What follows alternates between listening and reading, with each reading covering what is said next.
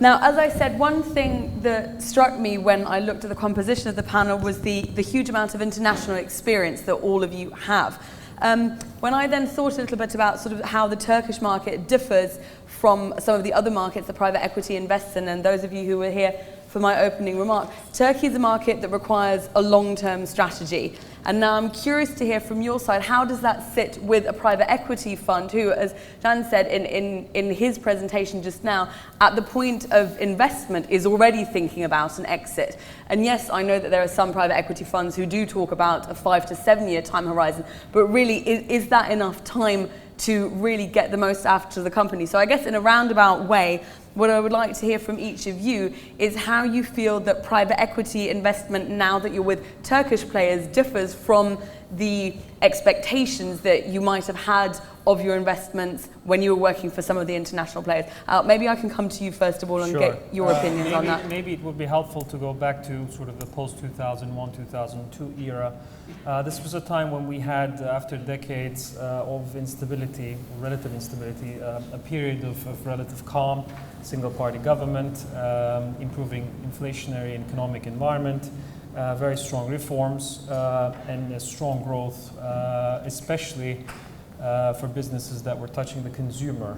So we essentially were able to operate in an environment where a new middle class was and has been emerging. And this is, of course, fantastic for any investor. This was also coupled with a few other factors. One was there was relatively little competition in terms of private equity investments. So Turkvan, and then followed up by Actera and others, had a relatively easy time valuing businesses and acquiring businesses. And I think the final point would be that the Turkish lira either stayed flat throughout the next few years, or even appreciated. So in dollar terms, returns were quite spectacular. That was coupled by what we would call a gold rush era, where foreign and other Turkish funds emerged. Competition increased quite a bit. Post 2010, of course, with other emerging markets, with Fed action, and also due to domestic actions and activities, the market struggled a bit.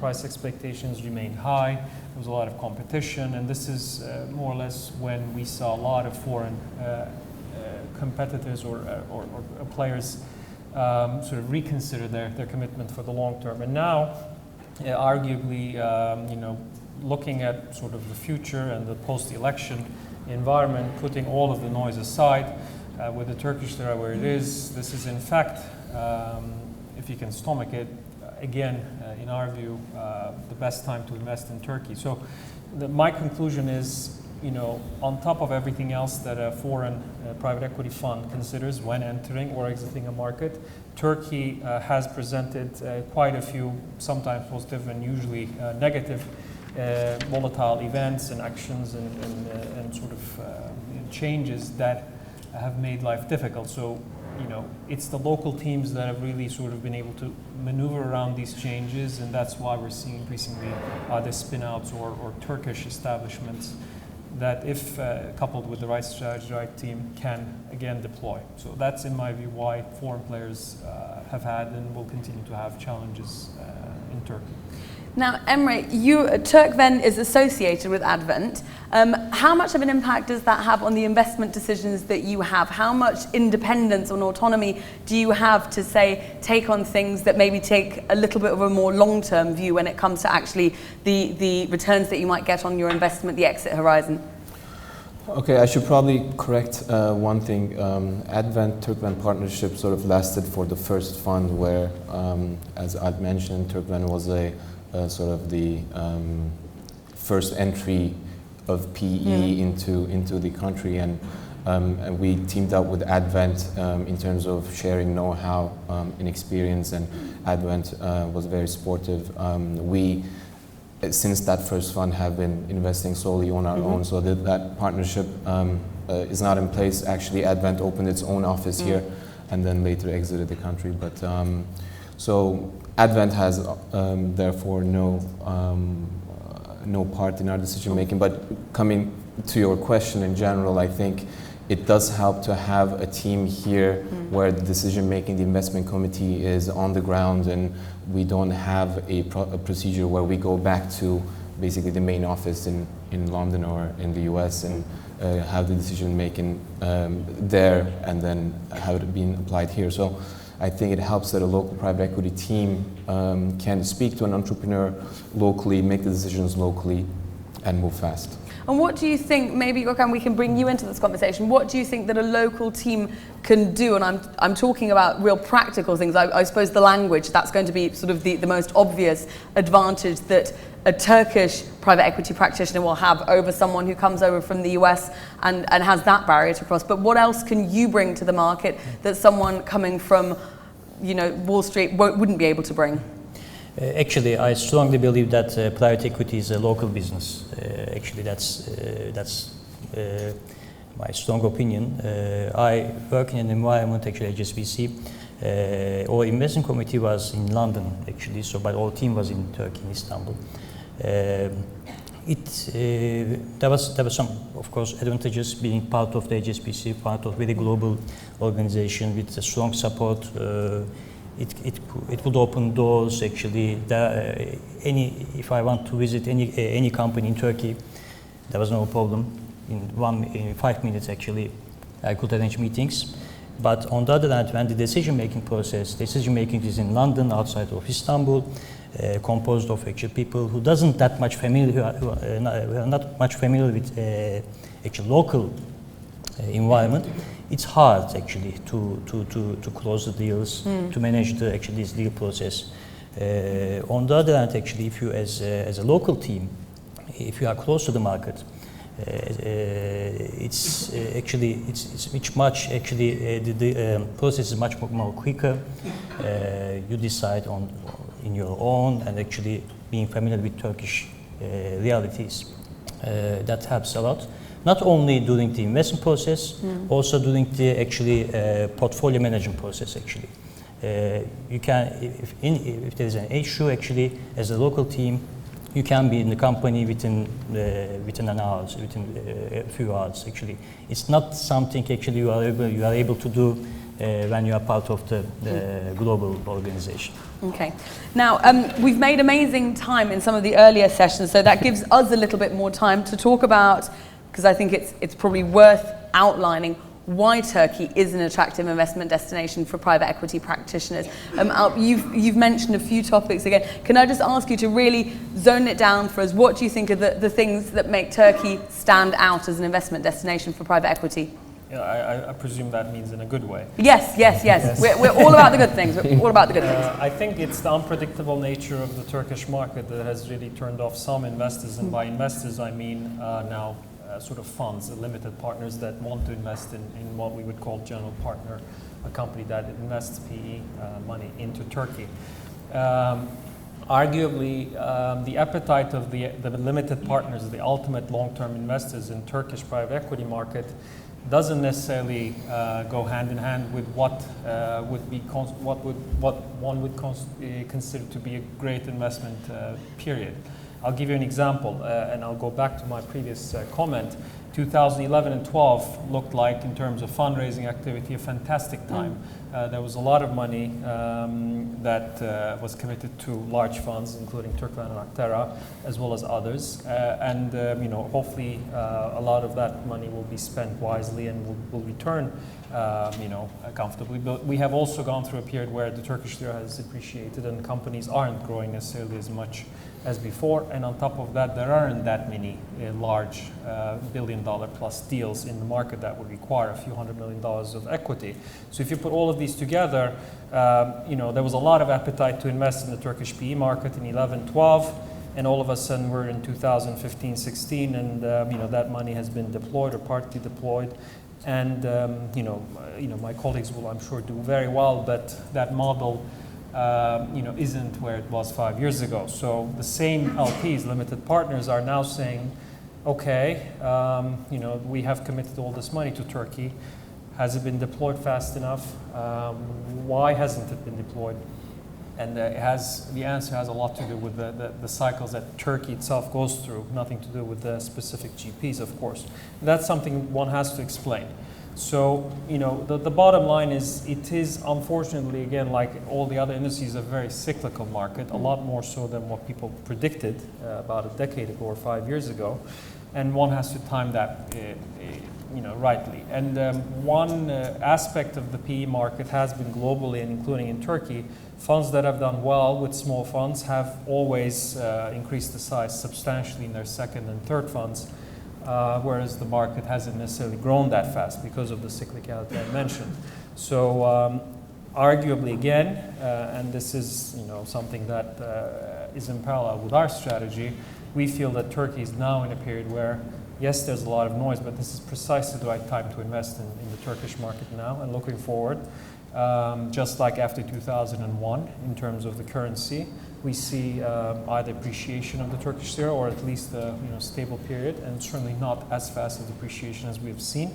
That, coupled with the fact that a lot of companies are in need of growth capital in a relatively uncertain economic and political environment, you know, presents us with very good investment opportunities. Companies do need not just cash, but sort of expertise, help, just like what we have seen.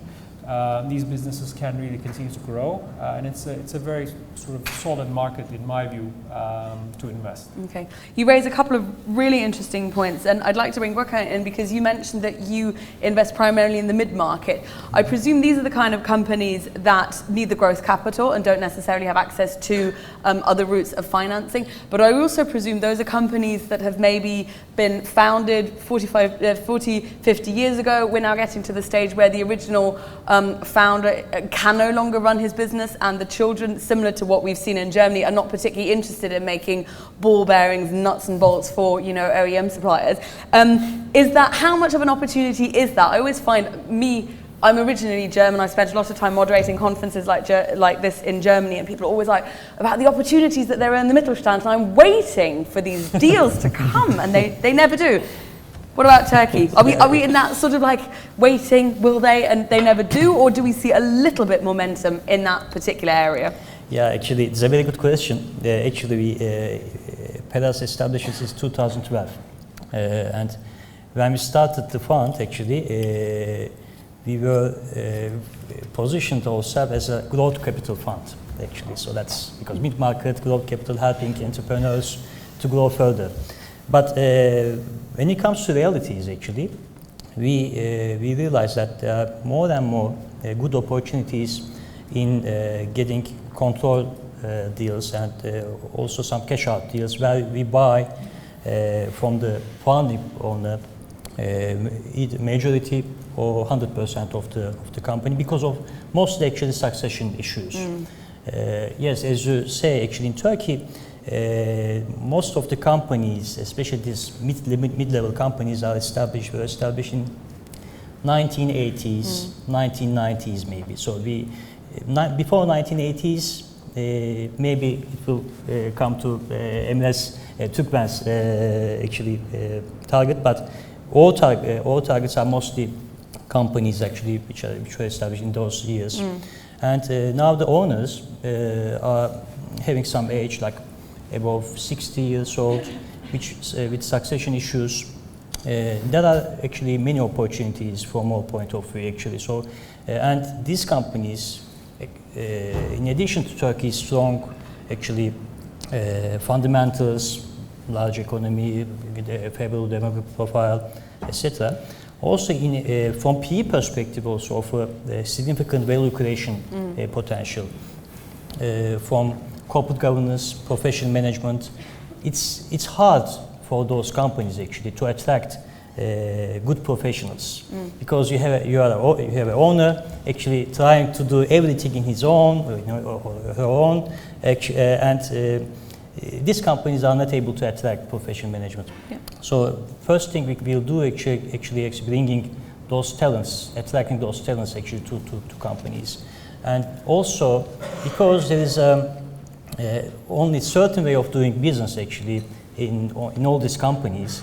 As a private equity partner, owner, when you come to these companies, you realize there are lots of changes actually you can do.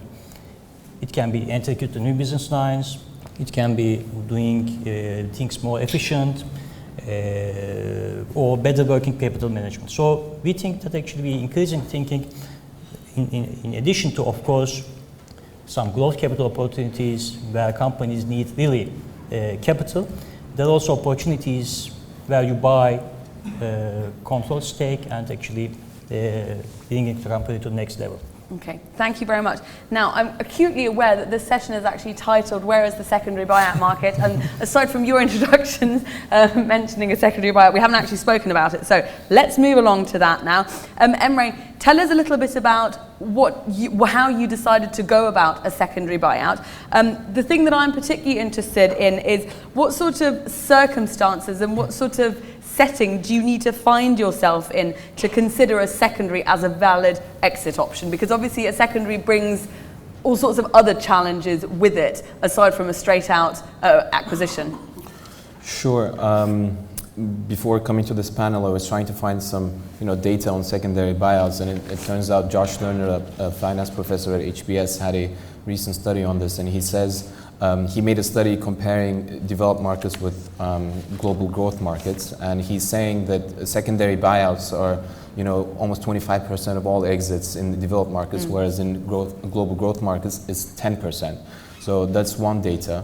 Another interesting data was that PE-backed IPOs are 5 times more likely in global growth markets versus developed markets.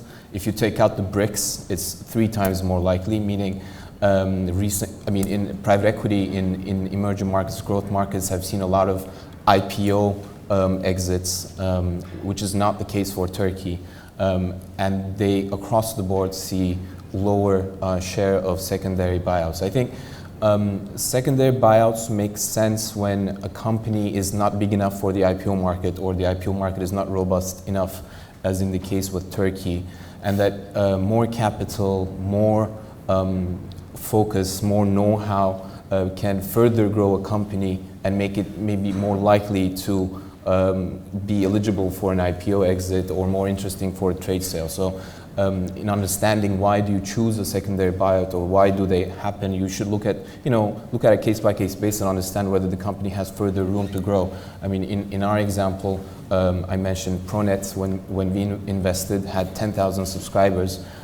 When we exited, it had more than 150,000 subscribers, and it's pretty much the first comer into the alarm market in Turkey, and it has further room to grow. And it was quite interesting for private equity players to sort of take Pronet to its next level and see the penetration, which was less than 1% in Turkey, get closer to penetration, which is 20%, and this is only residential in the US, and 5% in Germany. So you really need to understand what are the growth prospects of that company, and whether the secondary buyer is going to create value in doing some of the things that Gökhan mentioned, entering into new business lines or whatnot. So I think it's a function of how is the IPO market in that country, what are the growth or margin perspectives of the company, and at the end of the day, what is the interest? Because I think a lot of businesses that we invest in Turkey, especially from in Turkmen, what we've experienced is we invest in strong brands that have good market share, that will always have strategic value to strategic investors. So it then becomes a function of, will there be private equity investors who see value here that could be competitive in an exit against those strategic players? Interesting. There's 2 things that I want to take you up on. I'll start with the first one, because when I was doing research and I looked at sort of some of the markets where we see a huge amount of secondary buyouts coming from, I'm thinking about the US, I'm thinking about the UK, but I'm also thinking about Germany. When I looked at the private equity funds themselves that were getting involved, wouldn't you say that you need a certain degree of sophistication within the private equity fund to execute a secondary buyout yourself? Because obviously the first time that you buy a company, the line of value creation, the streamlining of management, all those things that allow you to develop the business, that's pretty straightforward. And I guess anyone with a decent MBA would be able to look at a company and say, okay, this is how we create value. Once that's been done, and we're thinking about, well, how does the second one extricate value? And we are thinking all of a sudden about things like financial engineering. You're thinking about expanding into a new market that possibly haven't done. So my question is, don't you actually need to be reasonably sophisticated as a private equity fund to look at a company that has already once been squeezed by private equity. And no offense to the private equity funds here. Sorry if I've insulted anyone. I seem to do that every single time. But do you not think that in order to extricate value out of a company that has already gone through a round of extricating value, you as a private equity fund need to have a certain level of sophistication, a certain number of skill sets to actually do that? I think it's less of a question of sophistication or the skill set of the new buyer. I think it's more of a question of room for further value of that private equity investment. Just to give you an idea and to put things into perspective, private equity model, we create value through growth, margins, or leverage pay down, right? So in the US, in my previous life, when we worked for these sponsor acquisitions, a key driver was leverage. If there was leverage, the new buyer could create value here despite lower growth. I mean, Turkey, compared to Turkey, growth is a lot lower in the markets that I used to operate, and there then leverage was a key question. If you could lever up the company, if you could find ample leverage, then you could still create value by just paying down debt. And you saw a lot of that happen when there was ample liquidity, and you saw a lot of that not happen after the financial crisis. So in comparison to that in Turkey, when the leverage is less available or less common as an application, I think it again boils down to, will this company grow further, and will the next private equity investor using this tools that they have create value on the margin? And I think you see first-time funds, funds with long track records, family offices, institutional investors, and all sorts are interested in companies that we invest in as when it's time for exit. So I don't think it's a function of sophistication. Okay, I'd like to bring Gökhan and Alpin. I mean, this sounds very much as if in Turkey, private equity, whether it's a primary or a secondary buyout, is a growth story. It's about investing in companies and allowing them to grow. And if you are the second investor in a in a company that's previously been in a portfolio company, your focus will still be on streamlining, it will be on growing the business, it will be on value creation, rather than what we've seen in some of the other markets, more an issue of financial engineering. Would you agree with that? Yes, Yes. I certainly agree. It's a matter of degree, not black and white. In Turkey, most businesses that we and others have invested in are either shareholder managed or not necessarily fully professionally managed. And it's a matter of, again, degree. The first PE fund invests, and by the time that PE fund exits, the professionalization process or institutionalization process has taken place, but it hasn't necessarily finished. We see this again and again. And this has to do with the fact that in Turkey, development of a professional sort of group of managers is lacking. And by that, I don't mean that people don't exist that have caliber. It's actually the opposite. The good caliber, equipped managers tend to go and launch their own businesses because that's where they make a lot more money. So you have to, in a lot of industries, you have to train, educate, and develop managers. And that is a lengthy process. You can't really do it easily in 5 years necessarily, or 7 years. So that's why the second PE fund will continue on that path, and generally there's a lot of value to be created. And I'll add something else. A lot of businesses that we look at and others have looked at, and some of the transactions we've talked about, companies tend to need, this is a growth market, and the cash flow may not sort of exist for that growth to be financed, and the PE cycle may not allow for the first investor to continually sort of add equity, whereas a second investor coming in may facilitate another round of growth by doing a lot of the things that I just mentioned, but also by adding some additional equity to the business. So there are a lot of dynamics. Plus, we have exit markets that open and close because of macro and political events. And these businesses that we look at tend to be large eventually when we exit.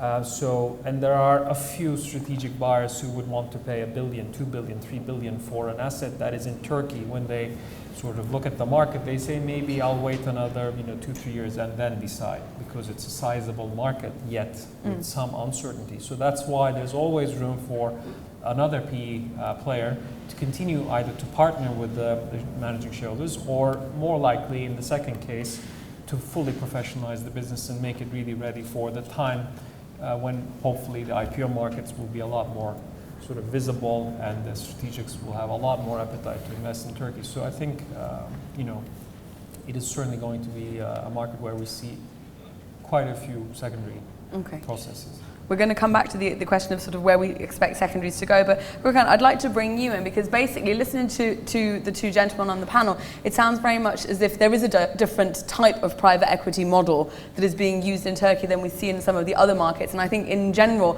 in the years since the financial crisis, private equity has become much more tailored to the individual target. I think in the years leading up to the financial crisis, you had sort of like, this is the blueprint for a private equity investment, and you sort of slap it against the company and hopefully it will stick and it'll be fine. Financial crisis, I think, made it very clear that that isn't necessarily applicable. We see much more tailored approaches towards investment these days. Talk to me about Turkey. If you think about your experience on an international stage, how does the Turkish private equity model and compare to what you've seen elsewhere?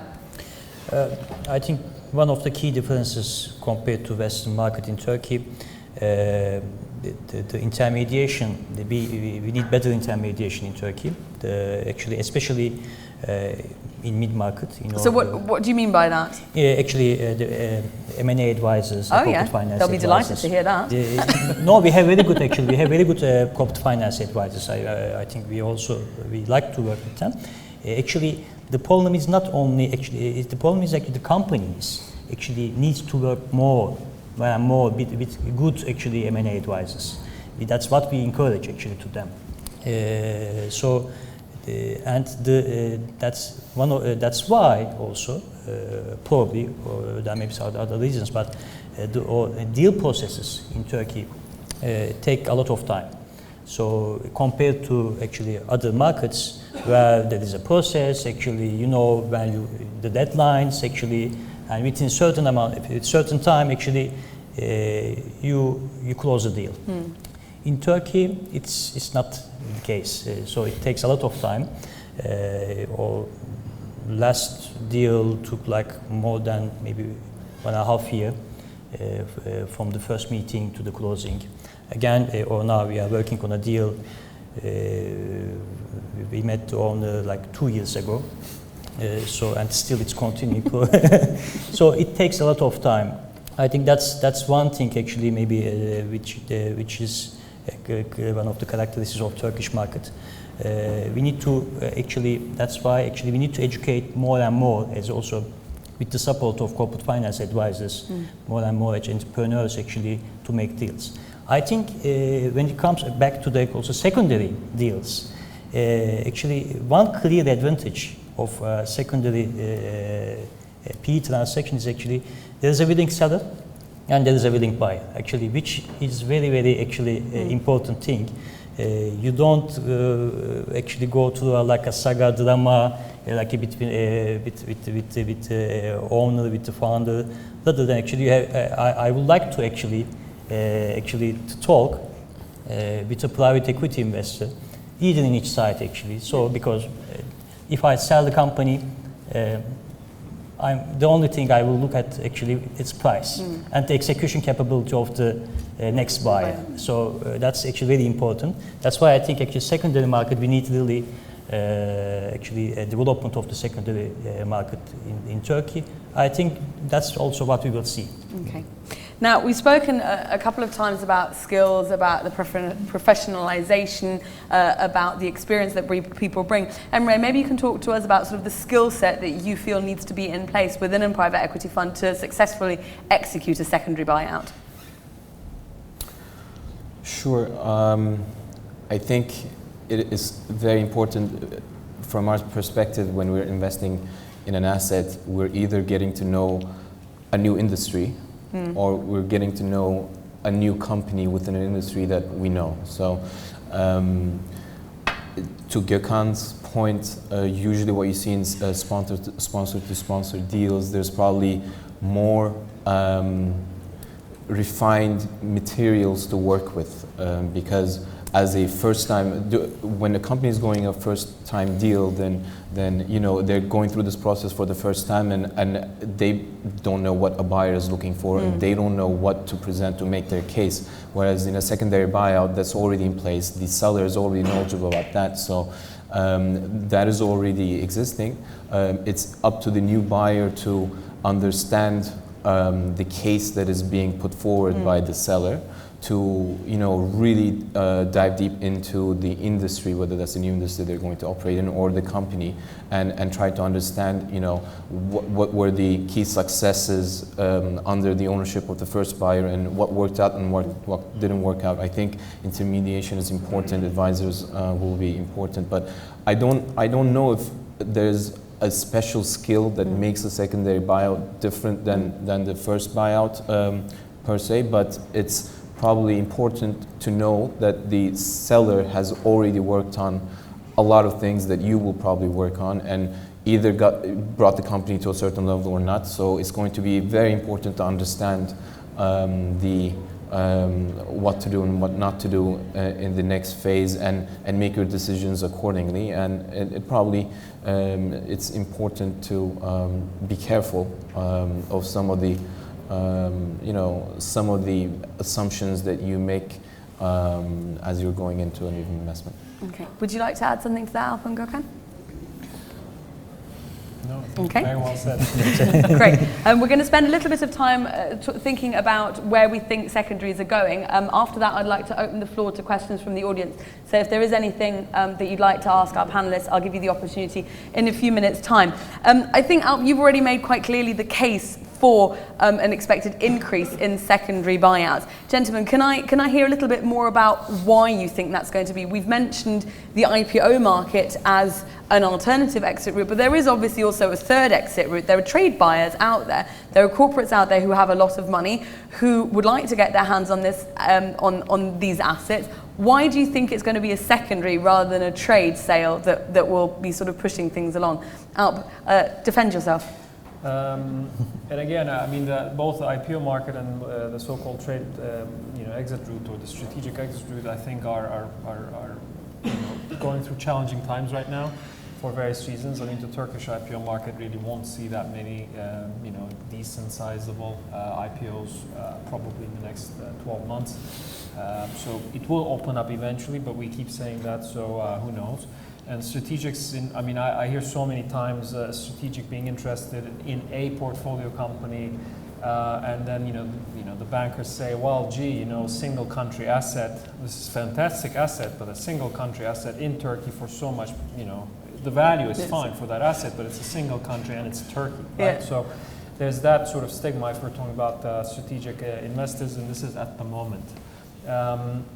So what does that leave us? That leaves us with a fairly well-established PE market with very successful PE players, sort of at what I would call the larger end, Türkmen Aktar, Abraj, in what we would call a mid-market, ourselves and maybe Terra, and a slightly lower, smaller market where the number of deals increases quite a bit. So by no means is this list supposed to be better or worse. It's a different area of focus where Pera and others operate. And we do see, for example, in the deals that we're evaluating, a lot of sort of traffic from the likes of Pera and others, wanting to exit potential deals. And similarly, we and others, have or will have assets that some of the large players will be very interested in buying, precisely because the other routes, while they're there, aren't necessarily as fluid as we would hope. So in my view, I'm not necessarily saying it's going to increase, but it's going to be a healthy sort of medium to exit through the secondary market. Okay. Gökhan, how much do you see interest from trade players having an impact on the potential increase in secondaries? Well, actually, Turkey has been actually so far, when you look at it, each year you see we are seeing 250 deals in Turkey. And of those, again, most of the deals are still trade deals, actually. And the size, when you look at those average size of this, is excluding top 10 deals, this average size like $30 million to $40 million sizes. Actually, we think as a mid-market PE firm, we think we are also expecting that we will be able to exit some of our portfolio companies to trade buyers. Again, also for trade buyers, buying it from a private equity firm is also much easier. So especially if it is also coming from abroad, if it's the first entry into Turkey, for them, they will find actually a company which has been already institutionalized with high quality management. So I think from our perspective, actually, we think both. Actually, we think that in also trade, strategic buyers and also PE secondary market, we will see potential. Yeah. Okay, thank you very much. Emre, can I have a few final thoughts on your side on this question of trade versus IPO versus secondaries and why we feel that secondaries will possibly end up being the preferred exit route? I mean, to put aside preferences, I think it's also a numbers game compared to 10 years ago. Yeah. It was, Turkish economy is very family owned, oriented in terms of ownership, and compared to 10 years ago, there are infinitely more PE-owned businesses now. So when it's time for them to exit, there's going to be obviously more chances of sponsored deals to happen. I think what we're missing in Turkey is an ecosystem of funding companies throughout their life cycle. We obviously are seeing more robust activity on venture capital front, on angel investing front, but when you see more developed markets, you see higher number of successful entrepreneurs because they were backed by VC capital from birth, and as they grew, they got growth capital and later got buyout capital, and smaller funds then sold companies to larger funds, and leverage comes into play, etc. So the whole life cycle is played out, whereas in Turkey, we are maybe in nascent stages of the VC industry, and I think as private equity investors, we're looking forward to more activity there that's going to grow these businesses more in an institutionalized fashion, and the mindsets are going to change. I mean, one positive note is the market is getting more knowledgeable about deal-making activity, both on the VC front, on PE front. I mean, on a lighter note, you go to breakfast at any cafe in Bebek these days, and there's going to be one table talking about what was your EBITDA valuation, how did you get comfortable with drag and things like that. So the family-owned businesses are getting more, I think, informed and more getting knowledgeable. But I think we are going to hopefully see more of a life cycle activity going forward. My name is Doğan Emirlioğlu. I'm a partner at Balcıoğlu Selçuk Akman Keki Attorney Partnership. The question is exactly, in fact, to the entirety of the panel, as they would each have different perspectives. When a PE is buying from another PE, you would obviously need to achieve a switch from relying to a heavy set of reps and warranties and a very strong contract to a relatively limited reps and warranties. What additional levels of comfort and concerns would arise? What do you think would be the best practice to manage that process? We've had our experiences with secondary transactions, and some are representative of the question, or the type of question and concern that would arise, and some aren't. In our case, we were a large minority shareholder, and then we exited along with partial exit by some of the other shareholders, which meant that there was additional assets or equity or whatnot to be used for exactly this purpose. Plus, in our case, it was a shareholder-managed business when we entered and when we exited. Yes, with the reducing scale and with a different plan for the future potentially, but that also meant that certain reps and warranties could be taken by management, whereas the selling shareholders would only take a small subset, just like what we would see overseas. It is generally a major concern, I completely agree. So that's why I said earlier that it is a matter of degree, that you have to initiate and go through the professionalization stage quite a bit. So even if there's a shareholder who continues to manage, that you need to, as a PE fund, be able to say that you're not in a position to take certain risks or give reps and warranties because the business is run by professional management to as great an extent as possible. It is a concern and will remain a concern. I agree with you conceptually. It wasn't one in our specific case, but yes. Kankan, would you like to? Yeah, actually, I agree with. It's that could be one concern. But on the other hand, actually, reps and warranties like as a security. Actually, you think if you are actually more comfortable actually that you are buying from private equity owned firm actually as a buyer actually. At least you are more comfortable. That's why you may be not that much actually pushing on reps and warranties, strong reps and warranties.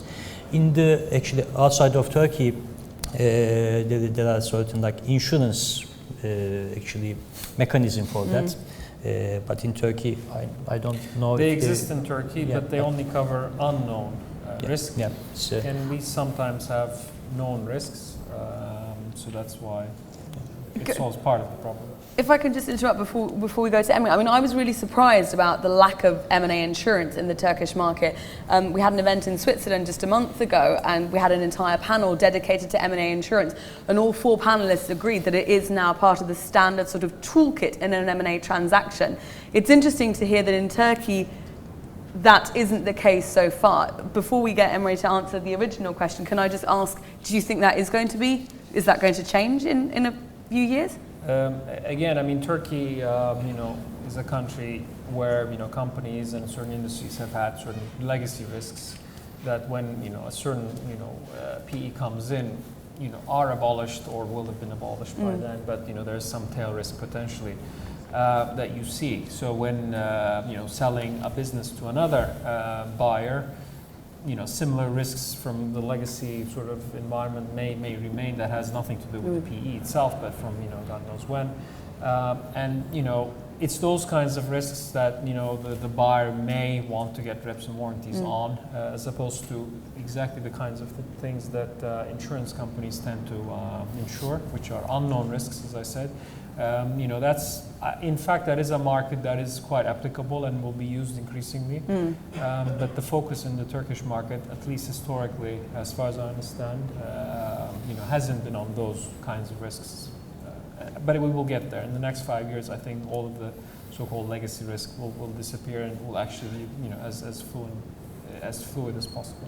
Okay, thank you. Emre, I mean, I don't have much to add. There's definitely less margin of error, and the tools that are mentioned are going to be used more. There's an element of people speaking the same language, and both are experts on the same side, and usually the same advisors are being used. So there's a balance, but definitely there's going to be more focus on that.